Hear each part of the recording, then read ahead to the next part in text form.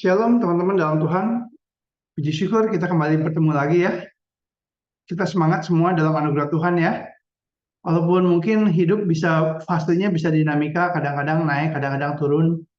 Saya sendiri juga ngalamin ya. Kadang-kadang kalau kita lagi fasenya pemanik ke saya ya, wah segar semangat gitu ya. Tapi begitu masuk putar fase ke fase depresi, mulai harus makin lebih menyangkal diri dan hari ini biasanya saya berenang pagi-pagi itu bisa banyak berenangnya, tapi kali ini saya sebentar gitu.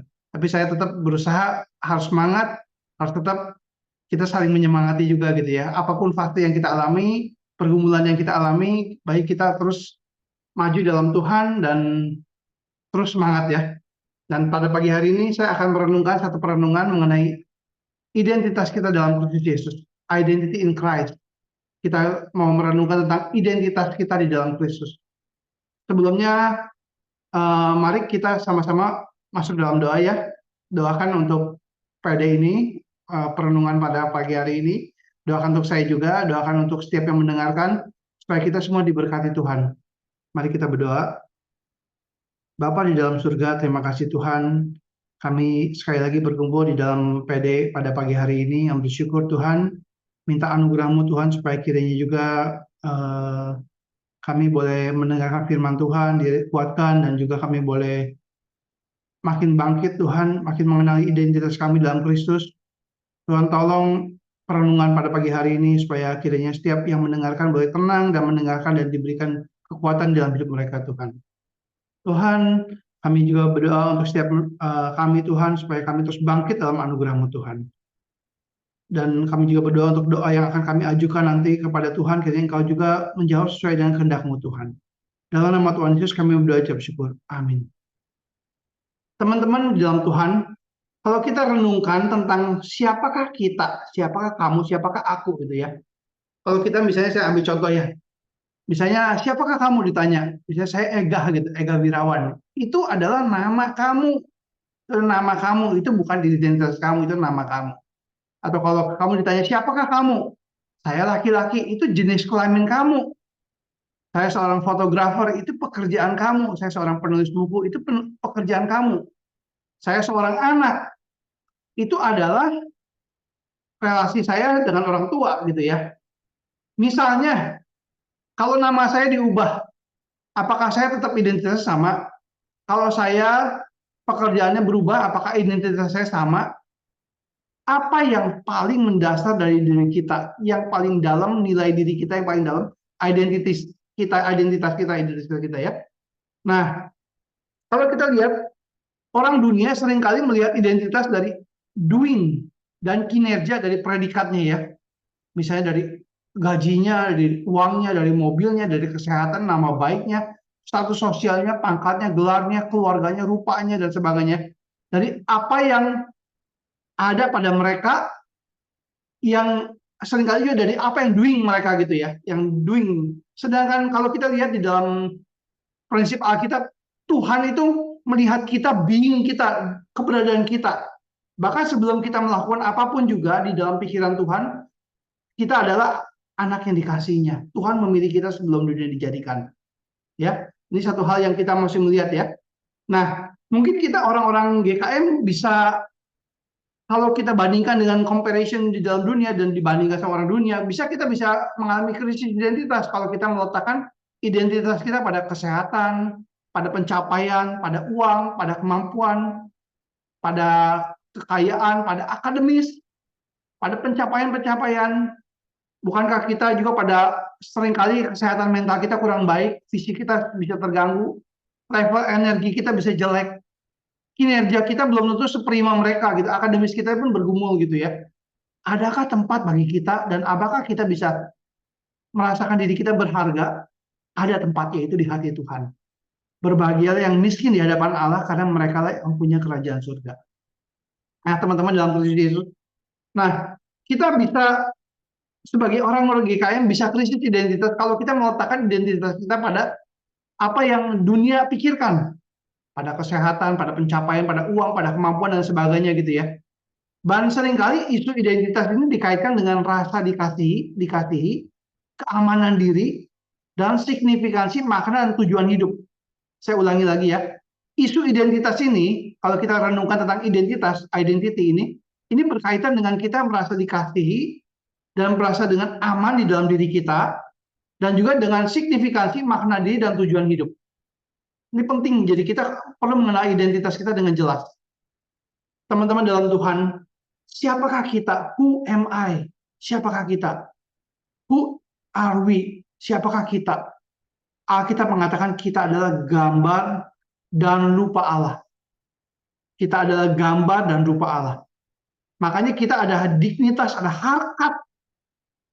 Kita diciptakan segambar dan serupa dengan Allah. Mirip Tuhan, punya dignitas. Tapi kita harus ingat bahwa gambar itu cuma gambarnya doang. Berarti kita harus humble. Allahnya berarti kita ada nilai yang tinggi ya. Yaitu serupa dengan Allah. Tapi kita cuma gambar. Makanya kita harus humble. Kalau kita pergumulan dengan GKM gitu ya. GKM itu bukan natur kita. Itu pergumulan dengan penyakit kita. Natur kita adalah gambar dan rupa Allah. Kita adalah gambar dan rupa Allah. Nah, ini adalah pengertian ketika kita diciptakan, kita adalah gambar dan rupa Allah. Sebelum manusia jatuh dalam dosa, kebutuhan manusia di dalam diri mereka itu terpenuhi ya. Mereka merasa Adam dan Hawa dikasihi, bisa berrelasi dengan Tuhan Allah, di taman, dan Allah berjalan di taman itu satu keintiman ya. Jadi satu dikasihi, dan mereka pun merasa aman, segala kebutuhan mereka dipenuhi, belum ada dosa. Mereka tidak malu dan tidak takut, mereka telanjang, mereka ada dalam hubungan yang damai. Mereka pun punya signifikansi dalam hidup mereka. Mereka mengelola taman, Adam dan Hawa, ada mengenamai binatang, Adam dan Hawa juga diminta menaklukkan alam. Mereka merasa dirinya secure, love, and have a significant, punya signifikansi ya. Nah, ini adalah sebelum manusia jatuh dalam dosa. Tetapi setelah manusia jatuh dalam dosa, maka apa yang terjadi? Setelah manusia jatuh dalam dosa, maka ada kerusakan di sini, ada total depravity, ada kerusakan total, ada manusia sudah terpisah dengan Tuhan Allah. Mereka kehilangan identitas mereka. Mereka kehilangan intimasi dengan kasih, saling menyalahkan satu sama lain, menjadi paranoid, jadi konflik, jadi perselisihan, khawatir, takut, telanjang, dan malu, merasa malu, kehilangan rasa aman ya. Waktu mereka tahu mereka telanjang, mereka kehilangan rasa aman, khawatir, dan sebagainya. Mereka pun harus, Adam dan Hawa, berpeluh di dalam mengelola alam. Harus susah. Alam melawan mereka, tumbuh, onak, dan duri. Masuk pekerjaan itu susah gitu ya, dan melahirkan juga menjadi sakit gitu ya. Pekerjaan bisa menjadi frustasi, bahkan kehidupan bisa menjadi seperti pengkhotbah katakan, kesia-siaan belaka, segala sesuatu sia-sia. Segala sesuatu adalah sia-sia ya. Jadi mereka, Adam dan Hawa, ketika masuk dalam dunia yang berdosa ini, ketika mereka jatuh dalam dosa, mereka bergumul identitasnya itu perasaan mereka dikasihi, perasaan aman, dan perasaan bermakna mereka terganggu gitu. Tapi kita yang ada di dalam Kristus Yesus, siapapun yang mengenal Kristus, yang menerima Kristus, kita ada identitas baru. Karena Kristus adalah juru selamat yang mau menyelamatkan manusia.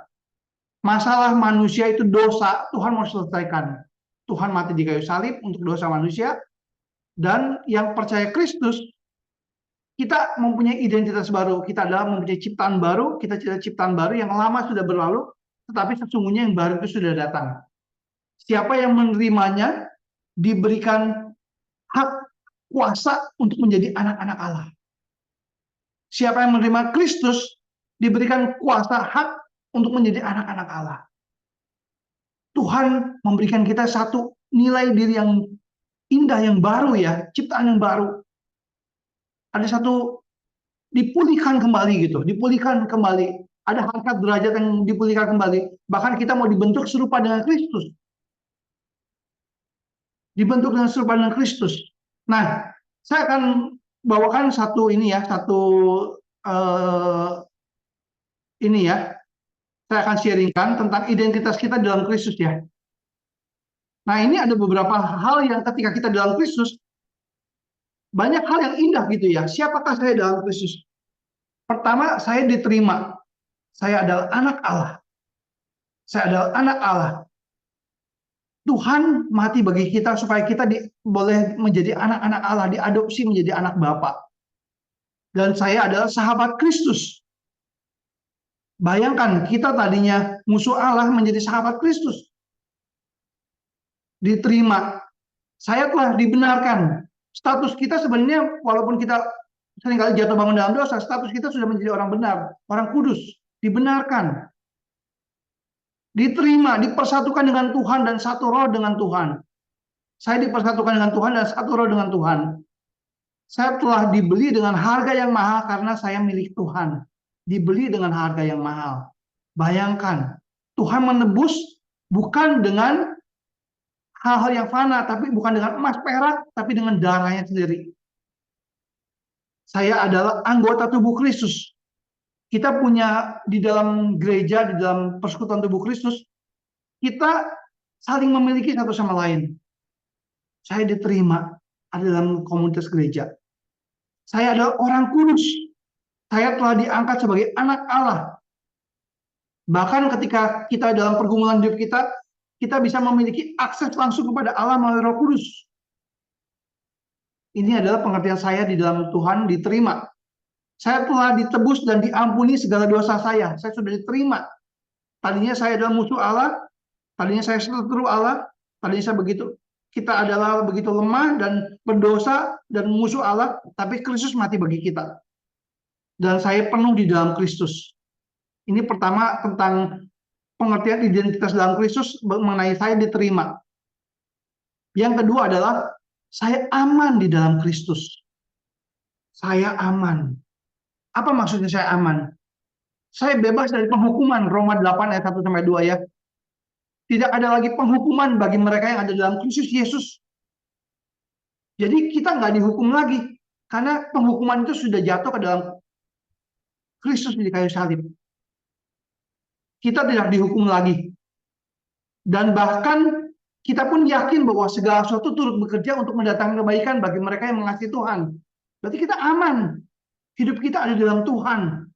Segala sesuatu itu mendatangkan kebaikan loh. Hidup kita ada di dalam Tuhan. Saya bebas dari tuduhan apapun terhadap saya. Saya tidak bisa dipisahkan dari kasih Allah. Kalau kita baca dalam Roma 8 ya, baik maut, baik pemerintah-pemerintah, baik penguasa-penguasa apapun, tidak ada yang bisa memisahkan kita dari kasih Allah dalam Kristus Yesus. Berarti kita aman. Kita dilindungi. Saya telah diteguhkan, diurapi, dan dimeteraikan oleh Allah. Waduh, kita sudah milik Tuhan, aman selama-lamanya.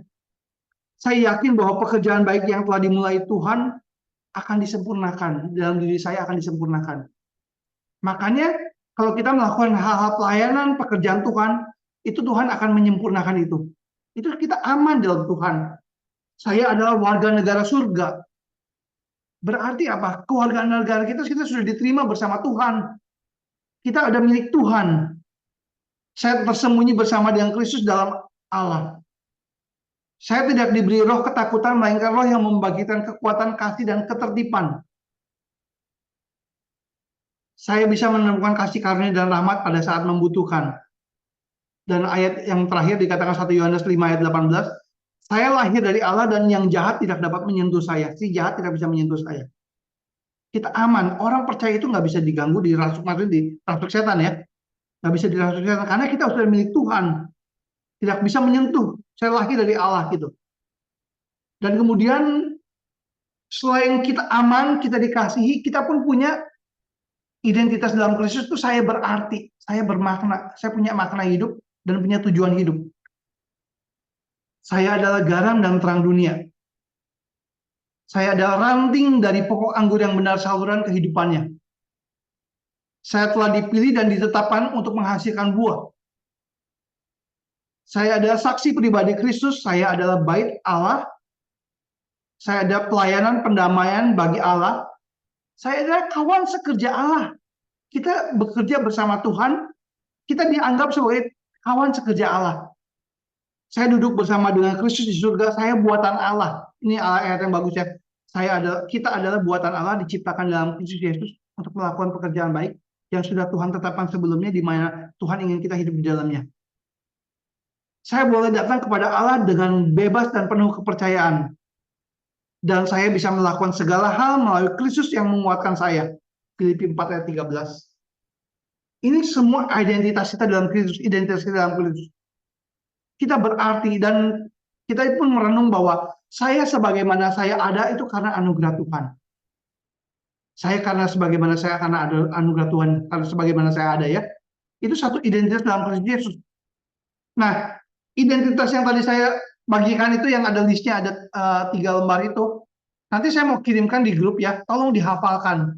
Ini kekuatan, ini power of identity in Christ. Tolong dihafalkan. Karena kita bisa mengenal jati diri kita. Kita jadi kenal diri, dan ketika kita kenal diri, kita makin kenal Tuhan dan ada relasinya. Ketika kita kenal Tuhan, kita makin kenal diri. Ketika kita kenal diri, kita makin kenal Tuhan. Karena ini satu hikmat ya, kalau kita mengenal diri dan mengenal Tuhan. Satu kekuatan kalau kita mengenal identitas kita. Iblis itu nggak pengen kita mengenal sungguh-sungguh identitas kita. Dia sering bohongin kita dengan kebohongannya. Karena kalau kita mengetahui identitas kita dan menghidupinya, kita akan kuat dalam Tuhan. Kita perlu tahu identitas kita siapa gitu. Who am I in Christ? Siapa saya di dalam Kristus? Nah, saya ambil perenungan begini ya. Kalau ada seorang buta yang dari kecil buta, bisa orang buta ini menjadi seorang yang di dalam Kristus punya identitas yang berkelimpahan dan dia bisa menjadi hidupnya menjadi berkat untuk kemuliaan nama Tuhan jika dia dalam Kristus? Jawabannya tentu bisa. Saya kasih contoh, ada seorang perempuan yang namanya Fanny Crosby. Fanny Crosby ini menulis hampir 8.000 lagu himne. Dia buta. Dia nulis lagu-lagu yang kalau kita renungkan itu lagu-lagu yang bagus-bagus ya. Blessed assurance, Jesus is mine, sungguh dan pasti jaminanku, Yesus milikku selamanya. Terus dia to God be the glory, great thing He had done. Di lagu itu lagu ciptaan dia semua. Saya banyak kata-katanya saya ingat dalam bahasa Inggris ya. Safe in the arm of Jesus, safe on His gentle care, misalnya gitu ya. Jesus keep me near the cross. Ini suka dipakai dalam KKR kan. Bawalah aku Yesus dekat ke salibmu, air hidup dan darahmu, sucikan hatiku. Salibnya, salibnya, itu lagu dikarang oleh Fanny Crosby. Fanny Crosby ini juga dengan mengarang lagu ini ya. Yesus, Yesus, dengar doaku, janganlah Tuhan lalui, berilah berkat-Mu. Dia punya identitas dalam Kristus. Tuhan merencanakan hal terindah bagi Fanny Crosby dengan kebutaannya. Dan Fanny menyadari ini. Dia nggak pernah menyesali kekurangan itu. Dia malah berkata, kebutaan ini adalah hal yang terbaik yang terjadi pada saya. Dia pernah berkata, apakah yang terjadi jika saya nggak buta, hidup saya bisa seindah ini? Di kesempatan lain dia pernah berkata, ini berkat dari Tuhan bahwa saya buta seumur hidup. Dan saya bersyukur untuk pengecualian ini. Seandainya saya besok ditawari untuk melihat dunia ini dengan sempurna, saya nggak menerimanya. Dia ditawari, kalau bisa ditawari melihat dunia dengan sempurna, dia nggak menerimanya. Saya nggak mungkin pernah bernyanyi memuji Tuhan jika saya tertarik pada penglihatan yang lebih baik dan menarik. Bahkan sampai ada satu hamba Tuhan bilang begini, ada pendeta yang iba ke Fanny Crosby ya gitu, dia bilang, sungguh kasihannya yang maha kuasa melimpahkan bakat yang berlimpah-limpah pada Anda, tapi nggak memberikan penglihatan pada Anda. Dia bilang begitu pendetanya. Fanny Crosby bilang langsung jawab ya, jika aku dilahirkan lagi, aku akan mengajukan permintaan akan aku dilahirkan dalam keadaan buta. Hah, hamba Tuhan itu kaget. Kenapa bisa begitu? Karena ketika saya sampai di surga, hal yang pertama kali saya lihat adalah juru selamat saya. Wah, dia tahu identitas dia di dalam Kristus loh. Dia tahu dia siapa dia anak Tuhan dan dia bisa hidupnya dikasihi Tuhan. Hidupnya berarti dan dia bisa menjadi berkat bagi Tuhan, bagi kemuliaan nama Tuhan gitu ya. Ini Fanny Crosby. Misalnya kita lihat tadi kan bilang seorang yang buta. Kalau ada seorang yang buta tapi tuli dan tuli lagi, apakah dia bisa menjadi berkat untuk kemuliaan nama Tuhan jika dia di dalam Kristus? Bisa. Saya kasih contoh, Helen Keller. Helen Keller adalah orang tunarungu dan tunanetra pertama yang meraih gelar sarjana. Dia berhasil lulus dari satu Radcliffe College yang sekarang bagian dari Universitas Harvard tahun 1904 dengan predikat cum laude. Dia belajar melalui metode Braille ya, melalui buku-buku dengan bantuan dengan guru yang pendamping setianya Anne Supilan. Dia penulis produktif, menulis 12 buku, ratusan artikel tentang berbagai topik termasuk pendidikan, disabilitas, hak asasi manusia. Autobiografinya yang terkenal artinya The Story of My Life, menceritakan perjalanan hidupnya dari kesunyian hingga menjadi komunikator yang efektif. Dia aktivis sosial, advokat yang vokal untuk hak-hak penyandang disabilitas, perempuan, dan kelas pekerja. Jadi ini orang yang bisa dipakai Tuhan, karena dia sadar mengenali identitasnya. Dia menjadi motivator pembicara publik. Dia mendorong inovasi untuk penyandang disabilitas. Dia menerima penghargaan dan pengakuan internasional. Walaupun dia bergumul dengan gak mudah hidupnya, tapi dia bisa menjadi berkat. Nah, gimana kalau GKM? Kalau kita GKM, bisa nggak kita menjadi berkat? Tadi kan udah orang buta, orang tuli, orang buta dan tuli. Gimana kalau GKM? Bisakah kita menjadi berkat baik melalui nama Tuhan? Berarti hidupnya punya identitas dalam Kristus? Bisa. Ada contoh-contohnya. Saya ada seorang yang kalau kita sering dengar lagu Amazing Grace ya, Amazing Grace, how sweet the sound, friends are like me gitu ya. Itu kan dikarang oleh John Newton ya. John Newton itu punya teman namanya William Cowper. William Cowper itu orang yang mengalami GKM. Dan dia seumur hidup dia itu mengalami maksudnya dia sampai usia akhir hidupnya mengalami GKM gitu. Dan dia menulis lagu yang tadi saya di depan tuh kasih lihatnya, tercurah darah Tuhanku ya. Kalau di dalam bahasa Inggris itu adalah there is a fountain filled with blood. There is a fountain filled with blood. Ya gitu ya. Jadi tercurah darah Tuhanku. Itu lagu dari William Cowper. Dan dia nulis banyak himne-himne. Tuhan bekerja dalam caranya yang misterius. God moves in mysterious way. Itu lagu yang diciptakan oleh William Cowper. William Cowper, walaupun dia seorang yang GKM, tapi dia bisa menjadi berkat di dalam Kristus. Kita pun yang di dalam Kristus, kita punya identitas, kita bisa menjadi berkat. Jadi jangan menyerah teman-teman. Jangan menyerah. Kita orang dengan GKM itu bukan natur kita, tapi penyakit kita. Natur kita adalah gambar dan rupa Allah. Sebagai anak Tuhan kita itu dikasih aman dan punya makna hidup. Kita bukan produk GKM. Kita ada produk karya Kristus di kayu salib.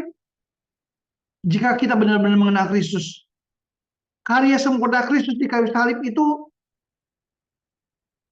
ada di dalam diri kita. Karya Kristus anak Allah dan karyanya tidak pernah gagal. Karyanya pasti berhasil. Kita ini buatan Allah diciptakan dalam Kristus Yesus untuk melakukan pekerjaan baik yang sudah Allah tetapkan sebelumnya, di mana Allah ingin kita hidup di dalamnya. Dulu saya pernah di kelas Yunani di dalam sekolah teologi bersama Ibu Hina Hidayat, dosen pembimbing tesis saya ya.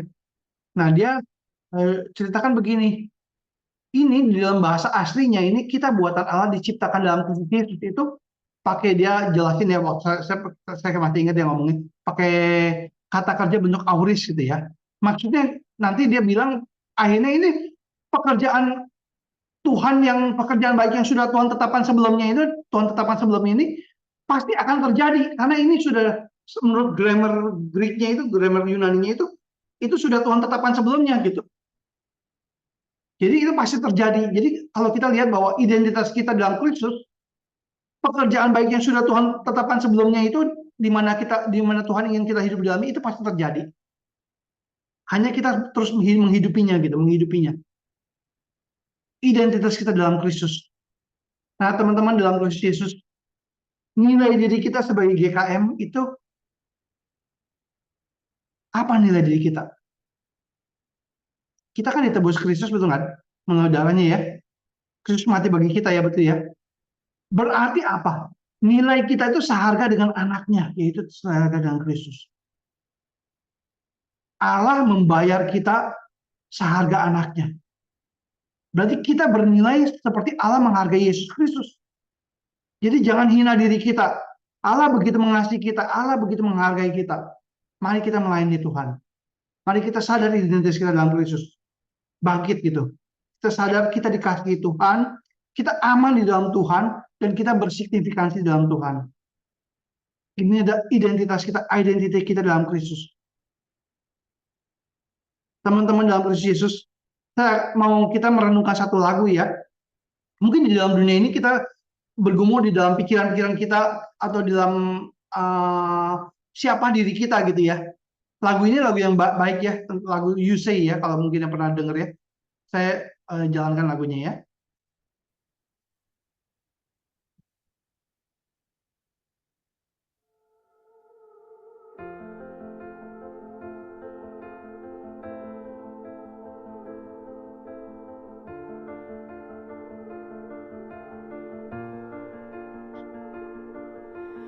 I keep fighting voices in my mind that say I'm not enough.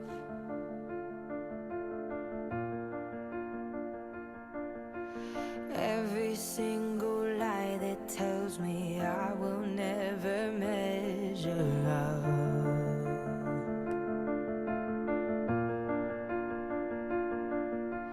Am I more than just the sum of every high and every low?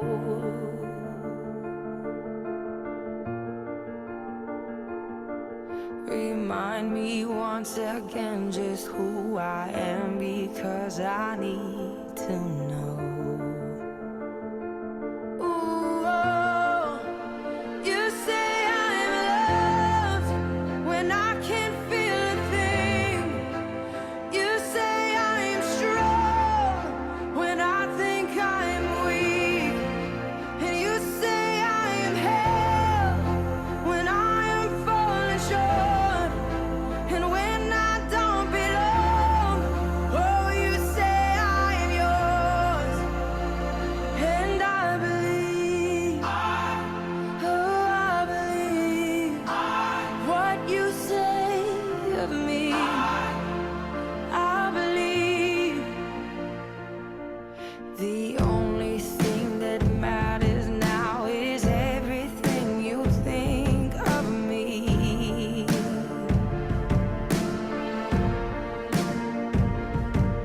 In you I find my worth, in you I find my identity. Ooh, oh, you say I'm loved when I can't feel a thing. You say I'm strong when I think I'm weak. And you say I am held when I am falling short. When I don't belong, oh, you say I am yours.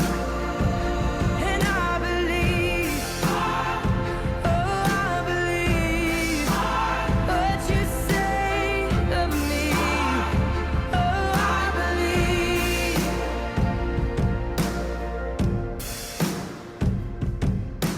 Taking all I have and now I'm laying it at your feet.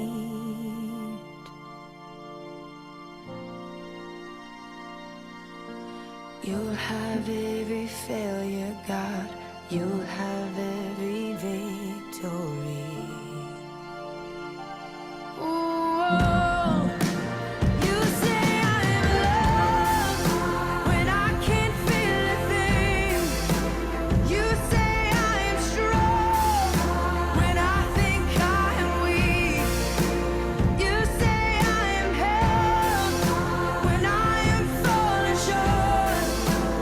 When I don't belong, oh, you say I'm yours.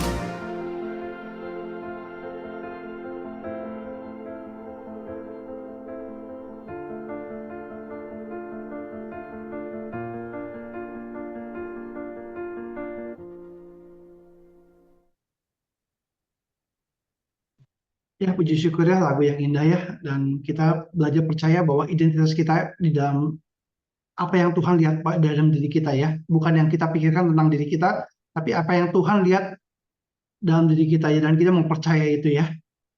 Mari kita berdoa ya. Bapa di dalam surga, terima kasih Tuhan. Ketika kami mengenal Kristus, ketika kami percaya Kristus, kami mempunyai identitas baru Tuhan. Identitas kami dalam Kristus. Kami diterima Tuhan, kami dikasihi Tuhan.